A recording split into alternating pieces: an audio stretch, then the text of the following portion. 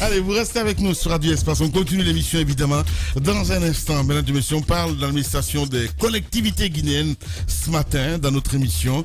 De nouveau en discussion, il faut le rappeler. En tout cas, le débat revient pertinemment après donc des actes du ministre de l'administration du territoire et de la décentralisation et plus récemment donc un discours qui annonce le retour des délégations spéciales. Mori Condé a prétexté que donc le mandat des élus locaux arrivait donc à terme l'an prochain, mais les politiques et d'autres acteurs de la société guinéenne y voient un écran de fumée entretenu donc pour mieux contrôler les collectivités. On essaie de comprendre ce matin avec Youssouf Kaba, il est élu local, donc secrétaire général des indépendants. Si tout va bien, ce matin nous allons l'avoir dans notre émission Les GG. Et puis on parlera entre autres de cette autre actualité. Abdraman Sano, on l'a appris hier, son avocat prendra la parole chez nous ce matin. Mon cher Taba, on a déjà monsieur Guy Labogui, c'est ça hein?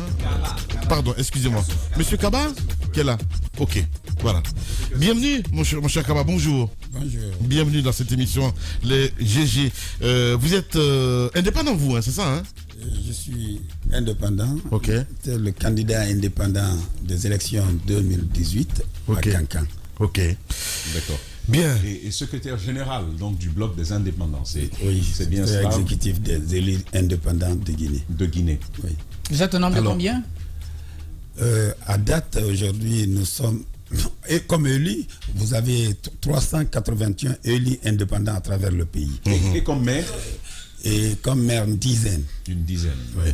Alors, qu'est-ce qui vous compris des grandes villes comme Kaloum, comme Bofa, comme Farana, Beila, et Senko, et Sigrin Kinkinya, etc. D'accord. Alors, on va certainement aller dans le fond tout à l'heure, mais est-ce que vous avez vu cette actualité venir? Je pose la question parce que on a observé le ministre, donc le département, prendre des mesures où on limoge des conseils communaux, où on les fait, où on les poursuit en justice. J'ai encore en mémoire le cas de Nzere Koré. Est-ce que ce discours de Kindia, qui laisse présupposer que les délégations spéciales, finalement, ce n'est plus qu'une question de temps, est-ce que vous avez vu ça venir au début des agissements du département?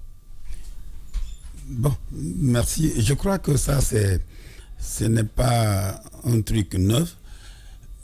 Déjà, à l'entame du 5 septembre, chacun croyait quand même qu'à l'image de l'Assemblée, que les élus locaux pouvaient avoir les mêmes sorts. Mais cela a perduré et ça n'a pas existé. Entre-temps, nous avons appris ou vu le remplacement de quelques communes en délégation spéciale. Et la semaine-là, nous avons entendu maintenant que toutes les communes seront remplacées en février. Au mois de février. Au mois de février. Et vous comprenez quand même, hein, la légitimité un petit peu de cette annonce ou de cette décision. Oui. Ouais? Oui. Oui. D'accord. Et qu'est-ce qui fâche alors? Non, je crois qu'il faut comprendre le contexte. Ouais. Le contexte d'abord, revenons un peu aux élections de 2018, c'est que l'État même a failli ses responsabilités. Après les élections du 4 février, il a fallu un an pour d'autres des communes pour finaliser l'installation. Or, il n'y avait pas de problème majeur. Mais puisque l'État, qui était représenté par le parti RPG au pouvoir, était défié dans la plupart de ses fiefs, donc cela a freiné l'installation des communes. Si je prends l'exemple sur ma commune que je maîtrise encore de mieux, Cancan, il a fallu un an pour que l'installation de l'exécutif de Cancan soit réelle et dans des conditions absurdes. Donc, et quand vous prenez notre commune qui m'intéresse, Kaloum, Madame Touré, paix à son âme, Aminata Touré, a été installée le 27 novembre 2018. Vous prenez Farana, qui m'intéresse aussi, qui est indépendant, c'était aussi en novembre. Monsieur Kaba, allons droit au but. On ce dit... ne sont pas les mêmes dates. Donc, si je comprends bien votre discours, tous les exécutifs communaux n'ont pas été installés aux mêmes dates. Bien sûr. Donc, on ne peut pas mettre fin unilatéralement au mandat de tous ces exécutifs-là comme ça, c'est cela? Bon, je ne dis pas cela parce qu'il faut comprendre le contexte. Le contexte. Quand c'est des élections, normalement, à défaut de défaillance de l'État que je viens de citer, lorsqu'on parle des élections, la date d'élection et la date des résultats officiels, déjà dès les résultats officiels, on considère que les choses rentrent en ordre. Alors si nous venons dans ce contexte-là, nous sommes de 2018, de 2018 oui. à maintenant, nous sommes déjà... J'aimerais tellement qu'on aille en fait toucher le but. C'est quoi les craintes finalement à la fin du compte? Parce que comme on lit dans aujourd'hui, le débat, c'est de dire, comme il est en train de... Tu me laisses pas poser la question. Ok, allez-y. Allez-y, Jacques. Allez-y. Bon, il fait comme les enfants, il s'est fâché. Toi, va non, pas. D'accord. Ce que j'étais en train de dire, parce que aujourd'hui, il y a l'installation des exécutifs communaux, mais il y a des élections elles-mêmes.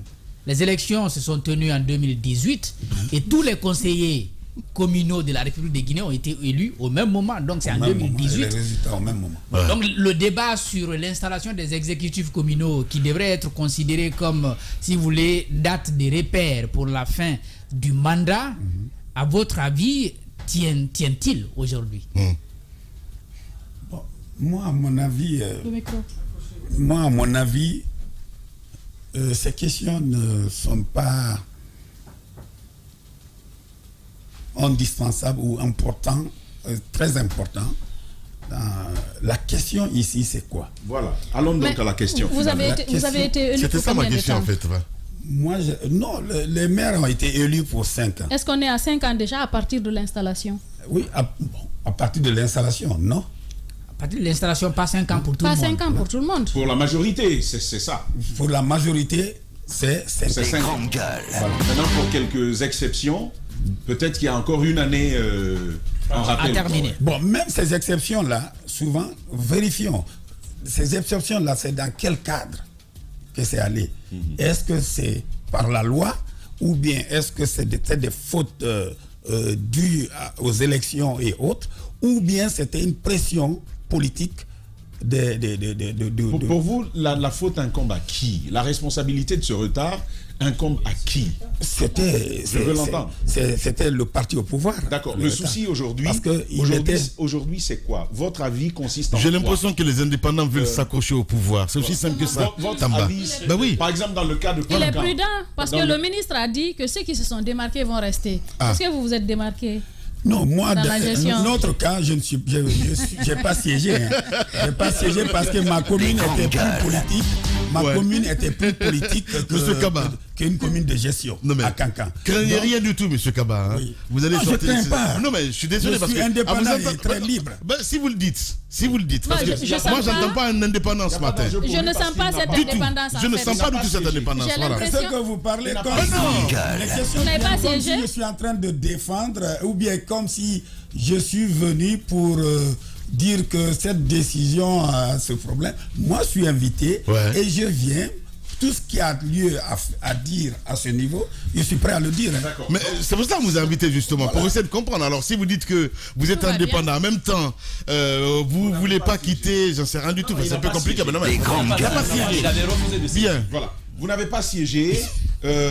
Aujourd'hui, parce que ça rend la chose encore plus intéressante, pourquoi n'aviez-vous pas siégé à l'époque? Ok. D'abord, au niveau de Cancan, j'étais le seul candidat, j'étais candidat indépendant et devant 9 partis. Et je suis venu en 3e position.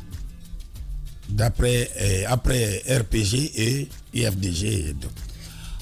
Ensuite,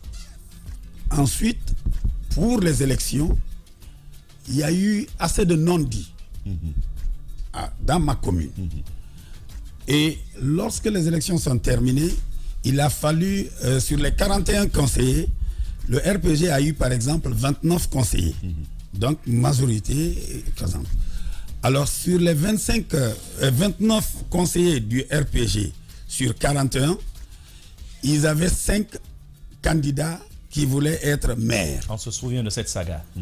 Alors, des 5 candidats qui voulaient être maires, chacun avait, c'est-à-dire que le plus sollicité à l'époque par les conseillers élus du RPG était Moro Sidibé.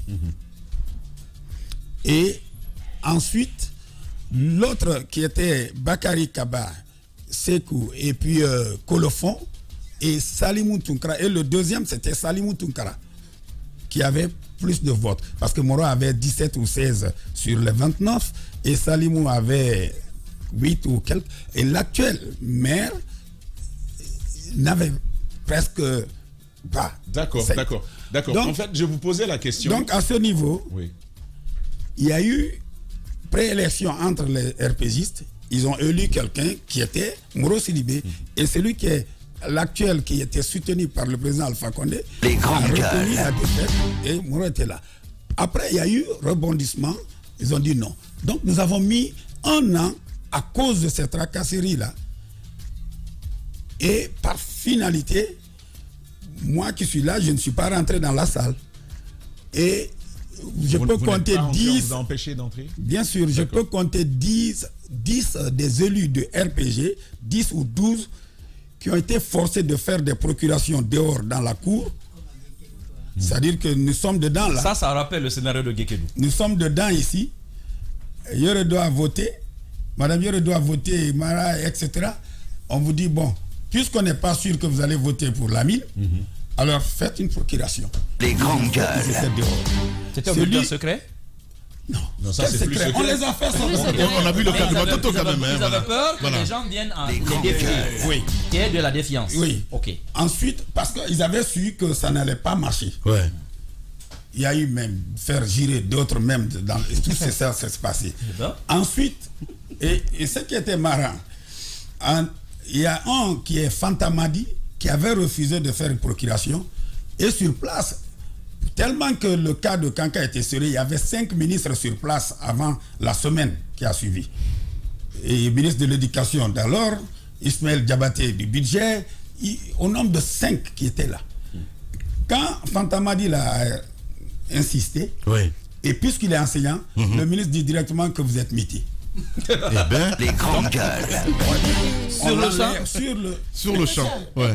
Amel Lévy en fait, voilà. Les grandes Et gueules. la semaine qui a suivi, il fallait maintenant des élections de l'exécutif. Bien. Et nous avons mis 1 an. Ouais. Et je sors avec un ordre de mission du préfet pour venir à Conakry parce qu'on n'arrivait pas à comprendre quand est-ce les élections de l'exécutif allaient se passer. Je reste à Conakry, la nuit, on dit demain matin. Bien.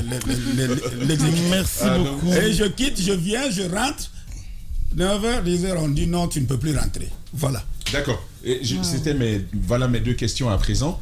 C'est que finalement, vous n'avez pas pu assister à cela. Vous avez été écarté. Mais quel est le regard que vous avez porté sur la gestion de la municipalité là-bas, à Kankan? Deuxième question, aujourd'hui, la tendance est de dire on va balayer les conseils communaux, les exécutifs communaux aussi, on va aller vers des délégations spéciales. Est-ce que toujours vous brûlez d'envie d'assumer des responsabilités au sein de la mairie de Kankan? Bon, ça c'est autre question. Je commence par la première. Pourtant, c'est la question. Non, ça viendra. Je commence par la première. La première, c'est que même ayant réussi ce traitement-là, je n'ai pas abandonné. Je suis venu dans la commune, j'ai discuté avec le maire. S'il s'agit de développer Kankan, s'il s'agit de faire avancer la commune de Kankan, je suis là, je suis prêt. Il m'a donné sa parole, j'ai donné ma parole. Et depuis là, j'ai évolué. Je me suis considéré comme un chargé de relations extérieures même de la commune. Ouais. Venir ici, prendre des gens, des ingénieurs, des cabinets, pour aller à Kankan, regarder les sites où l'administration communale a besoin et donner des conseils, contribuer sur toutes les manières, mais une seule fois, mes avis n'ont été pris en compte. Hein? Deuxièmement, vous avez été ignoré, quoi. Ignoré. Parce que la commune de Kankan était purement politique. C'était un clan politique. Ce n'était pas de la gestion.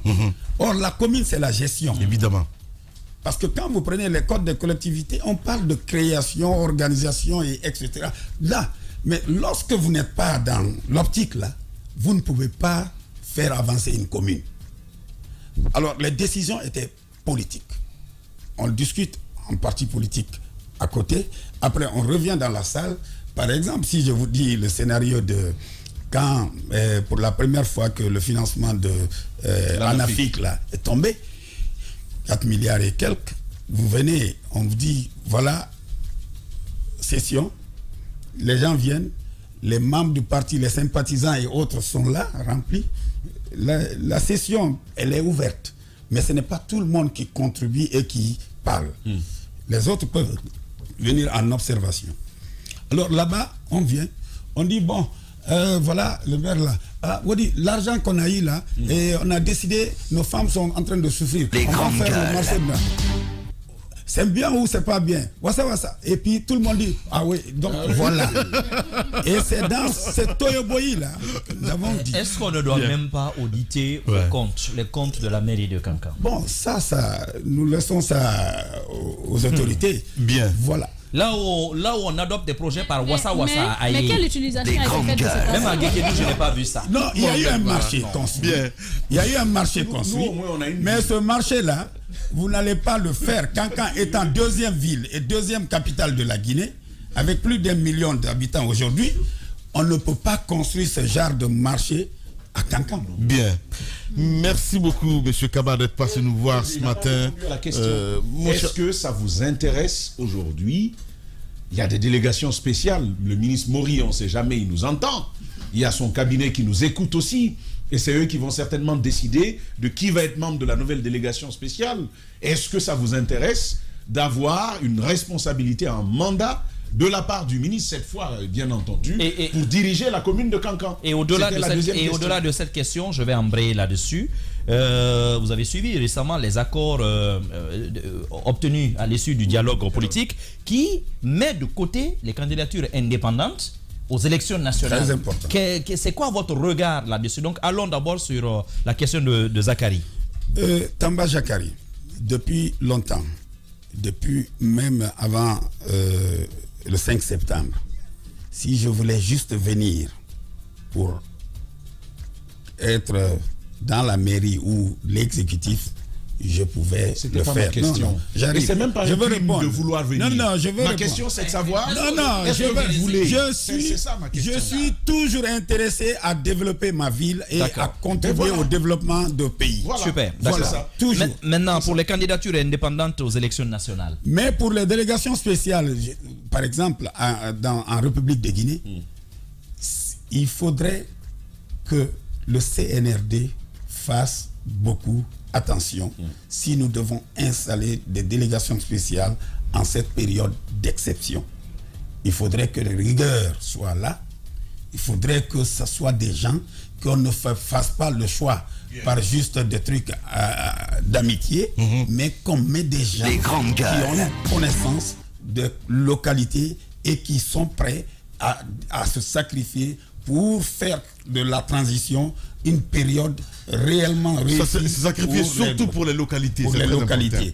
Parce qu'en termes de Kaba, développement, on n'a pas avancé. Voilà, merci beaucoup en tout cas d'être passé nous voir ce matin. J'aurais souhaité vraiment qu'on puisse continuer la radio c'est le temps. Merci beaucoup d'être passé nous voir. Mais l'ami, ce qui est important et que vous-même vous devez savoir. Allez-y. En 2018, Espace, une de rares radios qui nous a accompagnés dans notre lutte d'indépendance. Mais depuis, après les élections, vous ne vous êtes plus intéressé en termes de redevabilité. Monsieur. Il y a... Si. Je peux vous rafraîchir la mémoire. Hein. Vous savez, la radio, c'est les mémoires aussi. Je peux vous rafraîchir la mémoire parce qu'on a fait un jingle où on demandait... C'est important. Ça, c'est quand. Ce que je veux dire est très important. Oui. Vous savez, il faut que nous, aujourd'hui, c'est pourquoi j'ai amené quelques casquettes pour madame et certaines dames ici.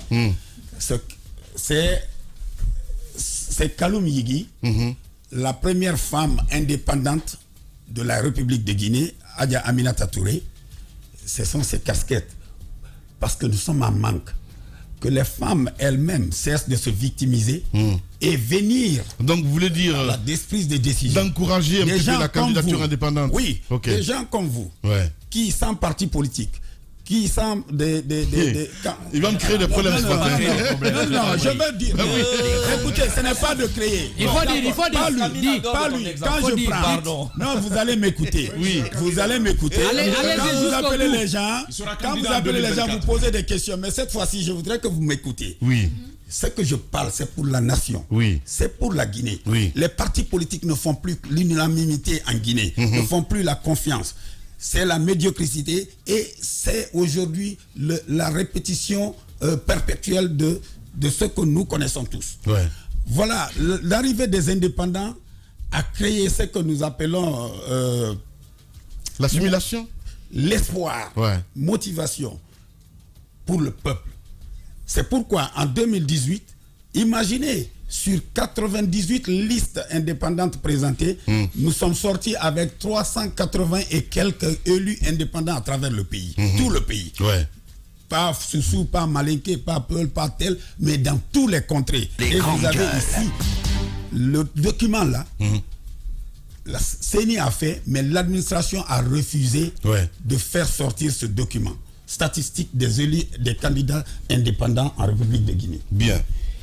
Et vous avez cet autre, là-bas c'est tout le statistique, et là c'est les élus, tous ceux qui ont été élus, qui sont au nombre de 380. Ici c'est des milliers. Je vois. Alors, lorsque vous imaginez 380, comparativement à 114 députés de l'Assemblée et maintenant 80, vous vous rendrez compte que les candidatures indépendantes ne sont pas quelque chose à négliger dans notre pays.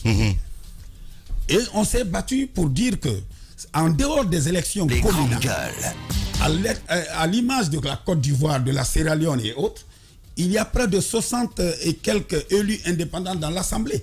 Il y a la candidature indépendante présidentielle sont permises. Nous avons demandé, nous avons fait des écrits au ministre Morikone, même à leur arrivée, et au président Doumbouya. Nous avons écrit pour dire que les indépendants de Guinée aujourd'hui ne sont plus... Vous êtes au nombre de combien aujourd'hui? L'association, vous êtes au nombre de combien et comment faire pour adhérer? Non, l'association, c'est que nous avons essayé de faire une promotion. En 2018, c'est ce qui a été derrière notre force.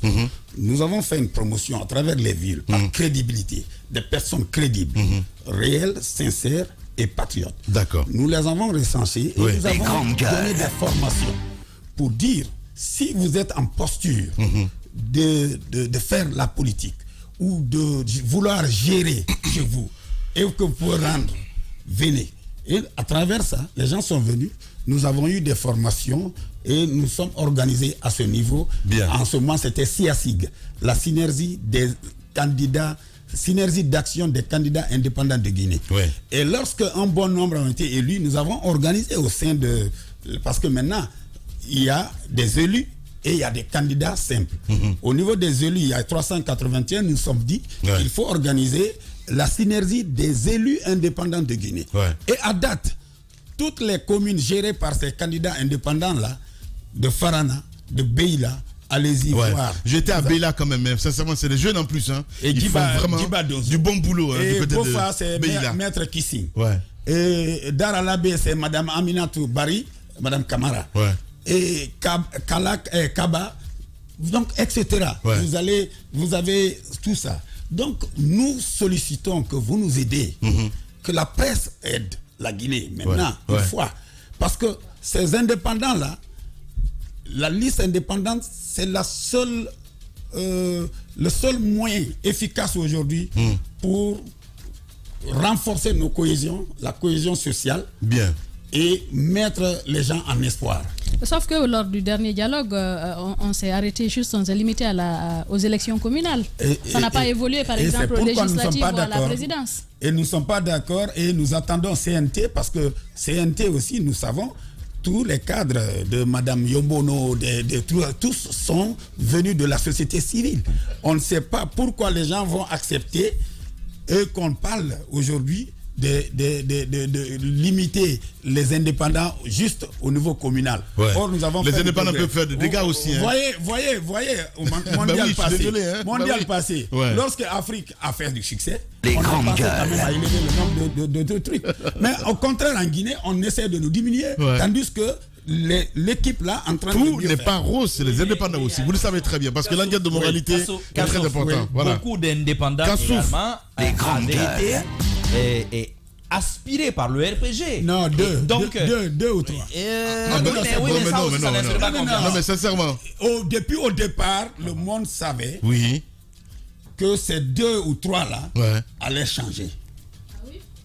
Non, ça c'était connu. Mais les lecteurs ne savaient pas. Non, mais les lecteurs, nous avons parlé. On a vu le cas de. Nous avons parlé. Je vais vous dire. Je suis l'initiateur de la CIACI. Bien. Et à l'entame, nous avons eu des réunions dans beaucoup d'endroits, mais je vais citer la réunion qui s'est passée chez l'Abdraman Sano, là-bas, où les jeunes Diabati Doré, les Ahmed de Paris, Domani Doré, Badra Kone sont tous venus. Et je dis non. Je dis, écoutez, toute personne qui doit venir ici pour être indépendant doit nous montrer d'abord sa lettre de démission dans son parti. Et c'était le cas?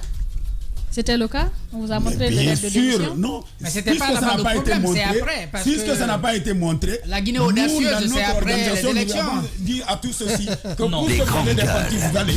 Bien. Le jour, quelqu'un a cherché à arranger entre nous, qui était Abdraman. J'ai dit non, mon frère, c'est notre initiative. Personne ne va nous influencer. Toute personne qui n'est pas indépendante, proprement indépendant, ne peut pas être là parce qu'on va nous saluer. Mais est-ce que vous mettez des enquêtes de moralité en ce qui concerne ces personnes, les candidatures indépendantes, parce qu'on sait que les narcotrafiquants peuvent financer aussi les gens, vous le savez. C'est impossible. Alors Lamine, c'est ça l'argument. C'est ça l'argument que les gens sont en train de dire, mais c'est du faux. Non. Mais les partis politiques je pose sont des là. questions. Qu'est-ce qui peut te dire que je les pose des questions, les grandes gueules. Ensuite, je vais vous dire, pour vous dire que nous suivons les gens par moralité. J'ai été contacté, Madame Adja Aminata Touré, pour 3 valeurs. Elle n'avait jamais décidé d'elle-même d'être candidate indépendante. Donc vous l'avez... Nous sommes allés. Quand nous avons eu la rencontre à Ratoma, j'ai vu que Kaloum n'était pas non seulement représenté. Alors, et Dixine, il y avait 2 jeunes qui étaient partis que je ne faisais pas trop confiance.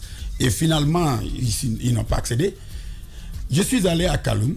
On m'a parlé d'un Yatara ou quelqu'un de la Banque centrale. Quand je suis allé le rencontrer, il me dit, ah oui, il voulait être indépendant, mais ses parents l'ont conseillé d'être avec le pouvoir. Alors, je suis allé chez Adja Aminata Touré. 1 fois, 2 fois, on a discuté. Elle est venue à Cancan. Après, j'ai dit, Adja, il faut que vous venez en tant qu'indépendante. Il dit oui, les gens me parlent de venir à la mairie, mais vous savez, le PDG est un parti allié du RPG. Si je dois aller, je dis, Adja, ni RPG, ni Alpha ne va laisser quelqu'un de PDG gagner la commune de Kaloum. Et moins vous. Bien. Je dis donc, si vous voulez... Les grandes gueules. Avec tout ce que vous avez comme esprit, je vous ai côtoyé. Vous n'avez pas de... Vous avez des frères et sœurs, Peul, Malinké, Soussou, Gerzé. Vous êtes Malinké, marié à la forêt. Et tous ses amis... Donc avec les arguments, vous l'avez convaincu de se présenter. Tout ce que vous avez fait pour votre mari, je dis, une femme comme vous, nous souhaiterons être là. Elle a mis 1 mois pour pouvoir aller parler à la maman et à son frère. Bien. Et là aussi, il a fallu ma présence aussi pour aller dire à Mohamed, voilà, c'est notre sœur à nous tous, mais elle, nous aussi on l'a pris, elle va être indépendante. Bien. Et c'est comme ça, banalement. Voilà, Kassoufa, ça fait un plaisir en tout cas de vous avoir. Voilà, de vous avoir dans cette émission, Les Grandes Gueules, en tout cas. On espère vous revoir. Merci beaucoup d'être passé nous voir. Merci. Ce matin, Kassouf Kaba, il faut le rappeler, élu local, donc secrétaire général des indépendants. Eh ben, il était avec nous ce matin dans cette émission, Les GG, sur Radio Espace. Dans un instant, eh ben, c'est le mur. Le mur du jour avec notre Aïssatou Sané, évidemment, avec nous dans cette émission. Nos excuses à Maître Mohamed Traoré qui n'a pas pu intervenir ce matin et puis d'autres sujets qu'on devait débattre. Voilà, en tout cas. Aïssatou, bonjour ma grande. Rebonjour Lamine, rebonjour à tous. Voilà. Le mur du jour, allez, les sondages, j'ai envie de dire, les auditeurs ont voté, quand même. Un regard bizarre. Ouais. Alors, ça s'est joué entre trois personnes, deux qui sont dans ce studio, et la troisième personne, c'était votre invité, Ousmane Gawal. Ouais. Et pour rappel, Mara a eu 10 voix. Encore. Oui. Tamba également, avec le même chiffre, 10 voix. Ex-aequo, top là, c'est la famille. Il dit ex-aequo. Alors, le mur du jour est votre invité, le ministre des Télécommunications, Ousmane Gawal, qui a recueilli nos 80 voix. 80 voix, oui, ça même. Comment lui aussi peut gagner de cette manière? Il nous a battu.